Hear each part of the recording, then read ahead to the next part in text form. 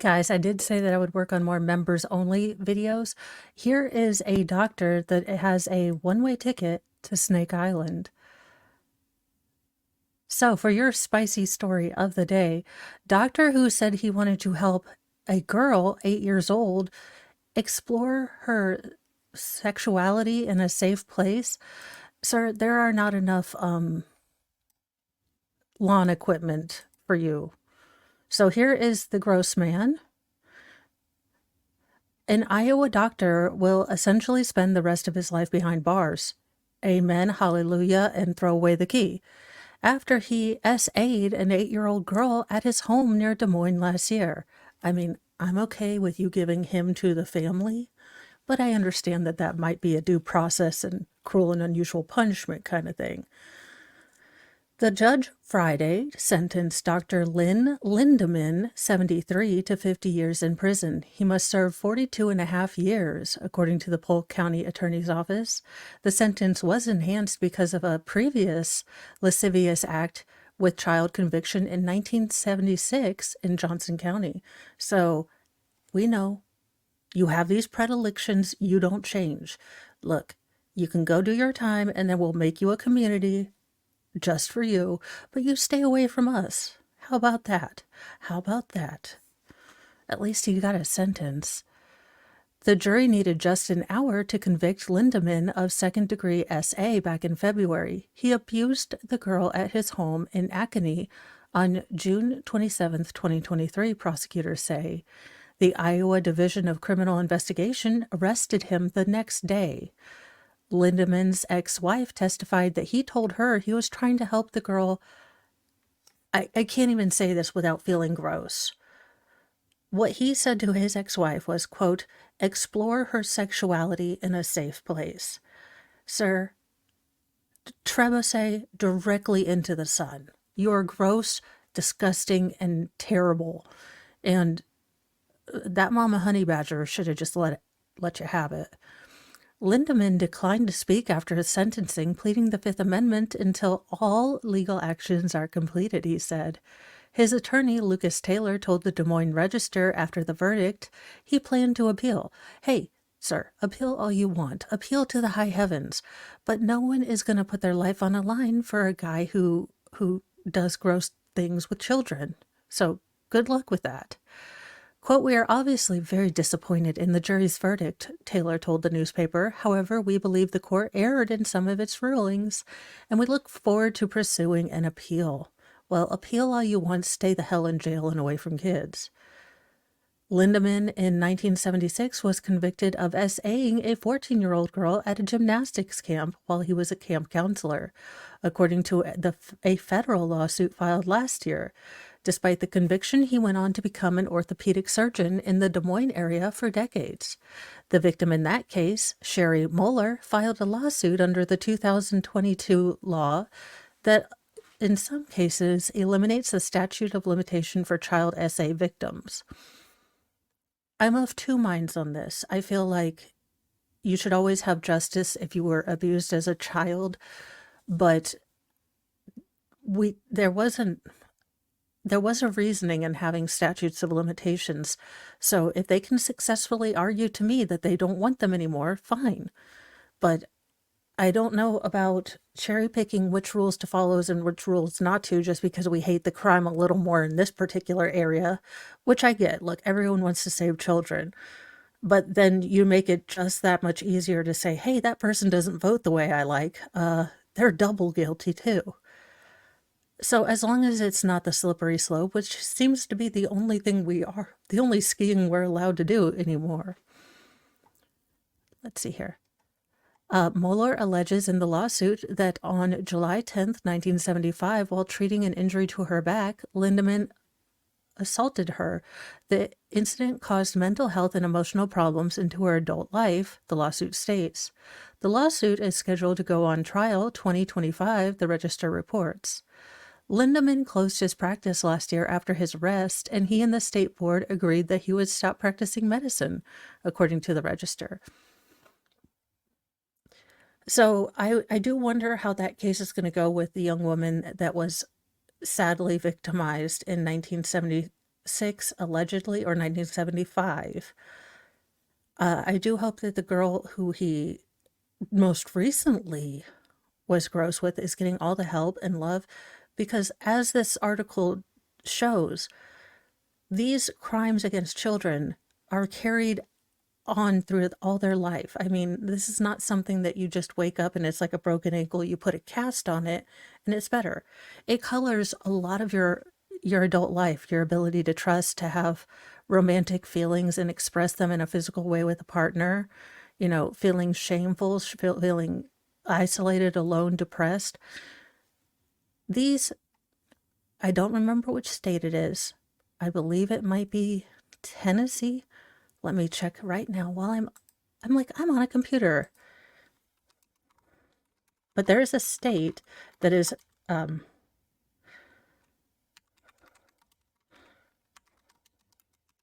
for the death penalty for child stuff. And I agree wholeheartedly with that. Okay. Sorry, let me go. It is in Idaho. Idaho. So let me pull this up. Or no, actually, this is Tennessee. Looks like Idaho and Tennessee. So let's pull stop screen there, present, share screen. So there is a bill up in that was from January. Let me get this. From Tennessee. Tennessee bill to allow DP for child grossness is past its first legislative hurdle. Tennessee could become one of the few states to permit capital punishment for rape of a child under the age of 12. House Bill 1663, sponsored by House Majority Leader William Lamberth, a Republican from Portland, Tennessee, would allow jurors to impose the death penalty on adults convicted of child grossness under the age of 12 with certain aggravating factors. The bill passed its first legislative hurdle on Tuesday, sailing through the Tennessee House of Criminal Justice Subcommittee by voice vote. I don't take this bill lightly, Lambert told the House committee on Tuesday afternoon. We are going to protect our children in the state of Tennessee. If someone assaults one of our children, they forfeit our life, or their life. I'm okay with that. Look, I'm looking. Yeah, no damns given about that one right there. Nope. I am totally okay with that. And I say agree. Very strongly agree. Do I sense a little party or business in the front, party in the back? Anywho, life in prison for these evil people is simply too good, he added, noting that life imprisonment makes taxpayers responsible for food, medical, and housing for the prisoner. Tennessee is one of 27 states that allows capital punishment and currently does not allow capital punishment for certain non-homicide crimes. Only 7 other states allow the death penalty for certain child assault offenses. In 2008, the Supreme Court barred states from allowing a death sentence for the assault of a child when the crime does not involve the victim's death, finding that applying the death penalty in such cases would amount to, quote, cruel and unusual punishment, end quote. In that decision, the court noted that Louisiana is the only state since 1964 that has placed anyone on death row for a non-homicide offense. Governor Bill Lee has paused executions in Tennessee pending correction to the state's systematic problems with its protocol. Florida passed a similar law last year allowing the ultimate punishment for child assault, defying the Supreme Court's decision. Tennessee could soon follow suit. I'm really okay with this. I think the Supreme Court went wrong on this. And look, maybe it's different when you have kids, or you know kids and you love kids, and you see that innocence and you don't want it defiled. That protecting that innocence, I say it's worth getting the ultimate punishment, but I'm like I said, I'm having no problem. I'm finding no damns to give about this. Quote, "It is something that the state should absolutely be able to do. Not enough states have this type of penalty on the books," Lambert said. "Here in the state of Tennessee, I think we should value our children and we should protect them from these types of predators." Now, I will go out on a note that for any other bill, think of the children is the first way to turn me off and want to investigate what's really going on with your bill. This one is for the children, so I will think of the children. And if you agree with this law, and you live in Tennessee, I would call your local representatives and get it through. Lambert won support from Representative Bud Husley, a Republican from Kingsport, who said the proposal appears to be a, quote, "attempt at reclaiming the 10th Amendment of the Constitution, which reserves rights not enumerated in the U.S. Constitution to the states or to the people."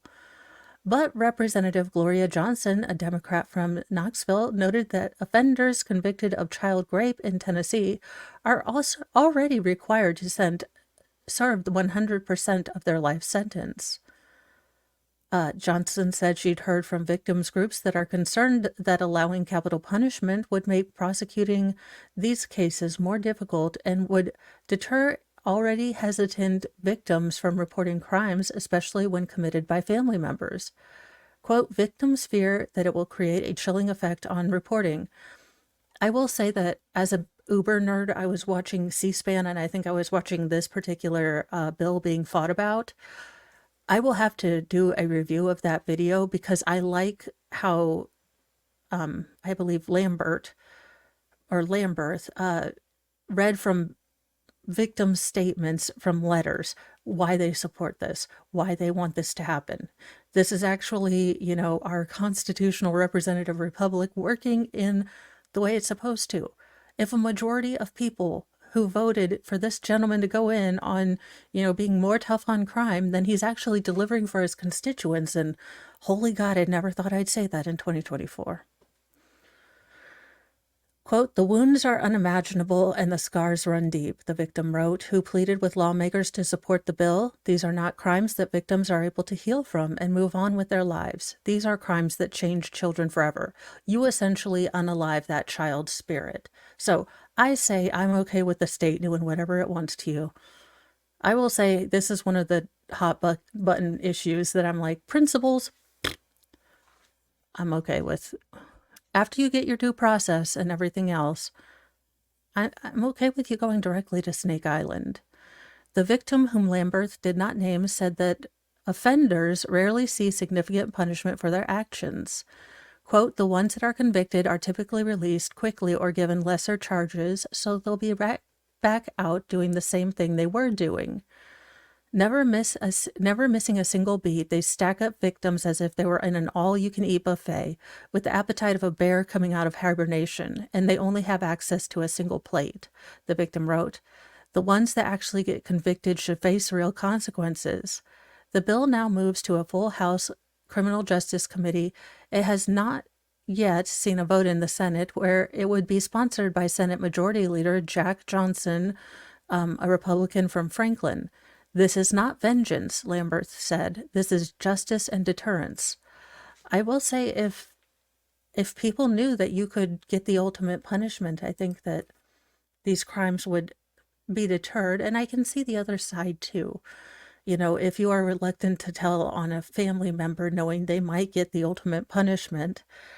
But I think we need to really start protecting our children. They're our greatest commodity. And like I said, I usually when I hear "think of the children," it's my first sign that this bill is full of malarkey. But this bill I find to be A-okay. I'm okay with Florida's stance on it. But there you go. There is my Dr. Monster, get your garden implements ready sort of video. Hopefully the next one won't be so dark. I do plan to do Donna narrating the DA getting pulled over in her house. So I hope that I should be back from my doctor's appointment this afternoon in time to do that. Have a wonderful, wonderful day, and I will see you guys in a minute. Bye.